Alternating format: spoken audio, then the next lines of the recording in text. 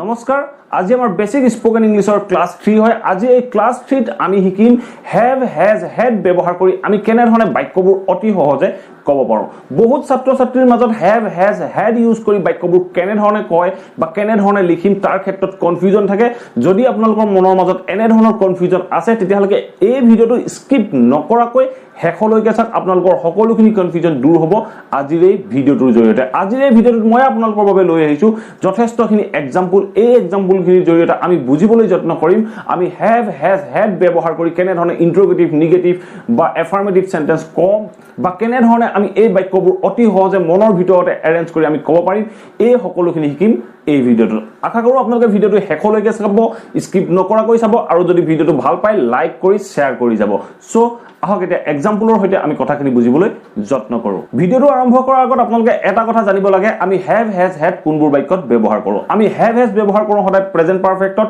আৰু হ্যাড ব্যৱহাৰ কৰো পাষ্ট পাৰফেক্টত আৰু ফিউচাৰ পাৰফেক্ট বুজাবৰ বাবে আমি ব্যৱহাৰ কৰো will have এতিয়া আমি জানিব লাগে প্ৰেজেন্ট পাৰফেক্ট বা পাষ্ট পাৰফেক্ট বা ফিউচাৰ পাৰফেক্টৰ ফৰ্ম কি হয় এই তিনিটা টেন্সৰ বাবে ফৰ্ম একেটাই subject plus have has plus আমি ভাৰ্বৰ থাৰ্ড ফৰ্ম ইউজ কৰিম তাৰ পিছত বাক্যৰ আদাৰ অংশখিনি ইউজ কৰিম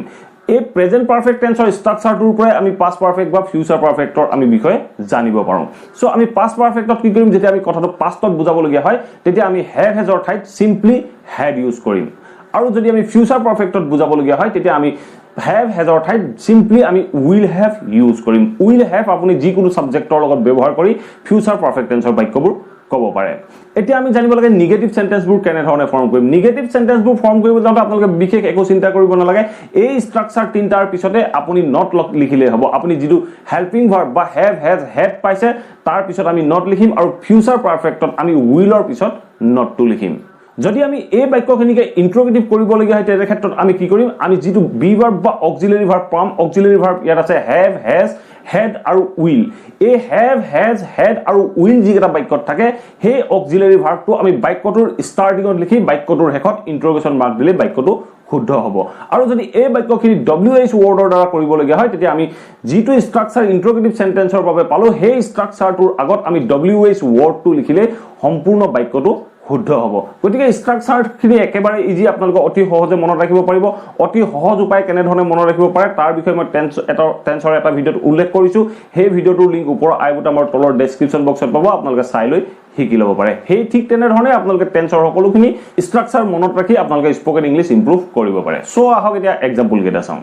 First example to I have had my breakfast. I have had my breakfast. আপোনালোকে হয়তো বাক্যটো দেখি আছৰি হৈছে দুটা অক্সিলাৰি ভাৰ্ব আছে দুটা অক্সিলাৰি ভাৰ্ব নাই ভাৰ্ব অক্সিলাৰি ভাৰ্ব এটাই আছে টু have আৰু যেটো had ইউজ কৰিছো হে had টো এজ এ মেইন ভাৰ্ব হিচাপে ইউজ কৰিছো সো এই বাক্যটো আমি যদি past perfectত ক'বলৈ যাওঁ তেতিয়া আমি কেনে ধৰণে কম I had had my breakfast. I had had my breakfast. আমি যদি এই বাক্যটো ফিউচাৰ পাৰফেক্টত কওঁ তেতিয়া আমি কেনে ধৰণে কম I will have had my breakfast. I will have had my breakfast.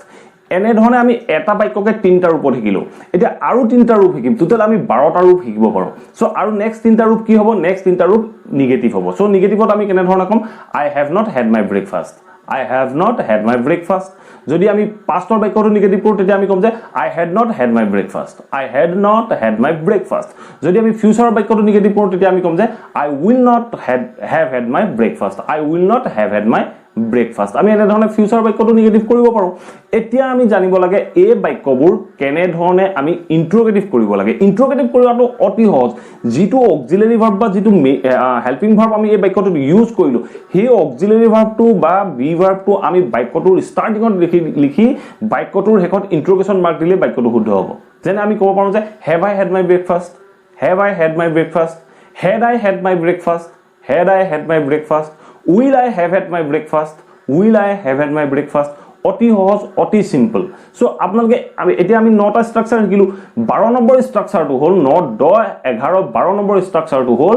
এই বাক্যখিনি যদি আমি WH ওয়াৰ্ডৰে আমি ইন্ট্ৰোগেটিভ কৰিবলৈ যাওঁ তেতিয়া আমি যিটো অক্সিলাৰি ভাৰ্ব আমি বাক্যটোৰ ষ্টাৰ্টিংত ইন্ট্ৰোগেটিভ সেন্টেন্সত লিখিলো হে অক্সিলাৰি ভাৰ্বটোৰ আগত আমি WH ওয়াৰ্ডটো লিখি দিলে বাক্যটো সম্পূৰ্ণ কাৰেক্ট হ'ব সো আপোনালোকে হয়তো এটা নিশ্চয় বুজি পালে আমি কেনে ধৰণে বাক্যবোৰ গঠন কৰিব লাগে এতিয়া চাও আমি অন্য এটা এক্সাম্পল অন্য ক'ব পাৰো যে I have received my parcel today. I have received my parcel today. মই মোৰ আজি পাৰ্সেলটো ৰিসিভ কৰিলো এই বাক্যটো ৰিসিভ কৰিলো মই যদি কওঁ মই যোৱাকালি ৰিসিভ কৰিছিলো তেতিয়া আমি কেনে ধৰণে কম আমি কম যে I had received my parcel yesterday I had received my parcel yesterday আপোনালোকৰ মনত হয়তো এটা কোৱেশ্চন আহিব পাৰে এই বাক্যটো আমি সিম্পল পাষ্টটো ক'ব পাৰো সো এতিয়া এটা কথা চাব যেতিয়া দুটা একচনৰ মাজত এটা একচন আগতীয়াকৈ হোৱাটো বুজায় তেনে ক্ষেত্ৰতে আমি পাষ্ট পাৰফেক্ট ইউজ কৰো সদায় মনত ৰাখিব দুটা একচনৰ কথা আপুনি ক'ব লাগিব বা দুটা একচনৰ কথা যেতিয়া বাক্যটোৰ দ্বাৰা বুজায় যিটো একচন আগতীয়াকৈ হোৱা কথা কয় সেই একচনটো আমি সদায় পাষ্ট পাৰফেক্ট লিখো যদি আপুনি আমি ক'লো যে I had received my parcel yesterday মই যোৱাকালি পাৰ্সেলটো পালো অন্য এটা একচনৰ আগত হয়তো আপুনি কিবা এটা একচনৰ আগত আপুনি পাৰ্সেলটো পালে তেনে ক্ষেত্ৰত আমি I have received my parcel yesterday এনে ধৰণে ক'ব পাৰো যদি আমি কওঁ যে মই মোৰ পাৰ্সেলটো কাইলে পাম তেনে ক্ষেত্ৰত আমি কেনে ধৰণে কম আমি কম যে I will have received the parcel tomorrow I will have received the parcel tomorrow মানে মই অহা কালিলৈ পাৰ্সেলটো পাম এই বাক্যখিনি যেতিয়া আমি নিগেটিভ কৰিম নিগেটিভ কৰিলে কেনে ধৰণে কম I have not received the parcel today I have not received the parcel today যদি আমি পাষ্টৰ বাক্যটো কওঁ তেতিয়া আমি কেনে ধৰণে কম I had not received the parcel yesterday I had not received the parcel yesterday যদি আমি ফিউচাৰ বাক্যটো নিগেটিভ কৰো তেতিয়া আমি কম যে I won't have received the parcel tomorrow I won't have received the parcel tomorrow বা I will not আমি ক'ব পাৰো এটা যদি আমি এই বাক্যখিনি ইন্টাৰোগেটিভ কৰো তেতিয়া আমি কেনে ধৰণে কম তেতিয়া আমি কম যে Have I received the parcel today Have I received the parcel today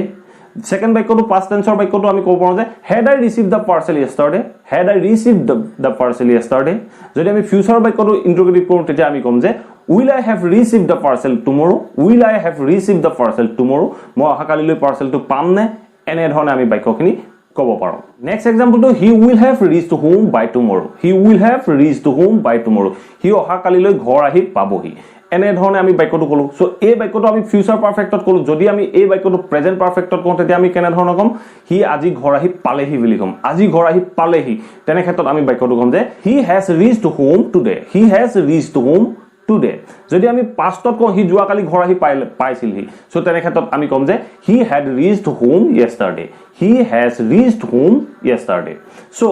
এতিয়া কথা হল আমি বাক্যটো নিগেটিভ কৰিব লাগে কেনে ধৰণে নিগেটিভ কৰিব লাগে আপোনালোকে হয়তো নিশ্চয় জানে নিশ্চয় গম পালে এই ভিডিওখিনিৰ পৰা আমি প্ৰথম বাক্যটো